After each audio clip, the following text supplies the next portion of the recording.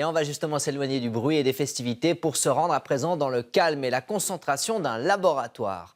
Une start-up vaudoise mise sur le microscope 3D, un outil qui permet d'examiner des cellules en 3 dimensions et surtout de travailler sur des échantillons encore vivants. Une petite révolution qui pourrait rendre le travail scientifique bien plus attractif auprès des jeunes. Geneviève Dantan.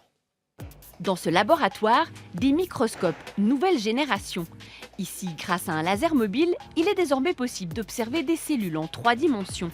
Une nouvelle approche qui permet de travailler sur des échantillons vivants et d'observer en direct des phénomènes comme par exemple ici une mitose. La 3D permet vraiment de suivre à l'intérieur des cellules ce qui se passe. Donc par exemple ici, dans la cellule qui est là, vous pouvez voir les chromosomes qui sont en train de se condenser sur le milieu de la cellule et puis on peut très bien voir où dans la cellule ils sont en train de se placer. Mieux comprendre le vivant, physiciens, biologistes, spécialistes en photonique, une vingtaine de chercheurs de tous bords planchent depuis 3 ans sur ce projet. Ici, contrairement à un microscope traditionnel, pas de coloration chimique néfaste à la cellule. On travaille sur ses propriétés physiques. Le défi, proposer un outil accessible à tous, aux biologistes comme aux étudiants.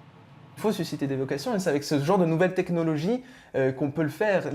Notre génération d'aujourd'hui adore les nouvelles technologies et il est vrai qu'il faut un peu les pousser dans la science et puis dans ces branches-là.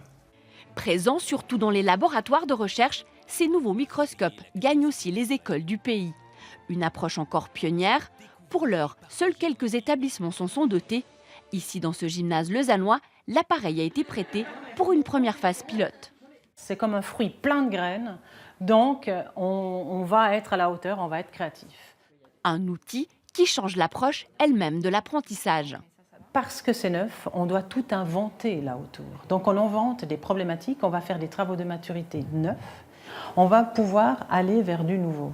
On n'est pas formé de choses plates, donc c'est intéressant de enfin pouvoir voir la dimension 3D des cellules. Jusque-là, la 3D, elle a vraiment été utilisée pour des faits ludiques, vraiment comme le cinéma, la télévision.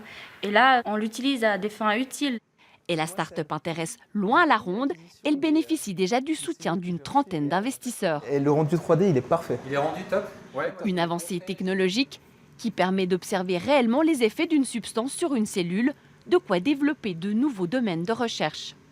Il y a énormément de technos. Je ne crois pas qu'il y ait des technos qui vont tout remplacer. Il y a des nouvelles technologies qui arrivent, qui sont complémentaires. On parle aussi bientôt de réalité virtuelle. C'est vers ça qu'on veut aller, dans l'immersion complète, de manière quantitative, pas seulement visuelle ou belle à regarder, mais un vrai voyage scientifique en 3 dimensions dans la cellule vivante.